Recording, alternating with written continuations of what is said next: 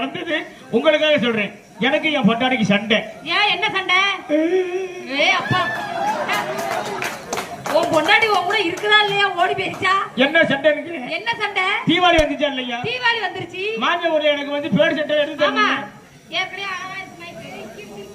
ஆமா பேர் சட்டை எடுத்து தரணுமா இல்லையா? ஆமா எடுத்து தரல.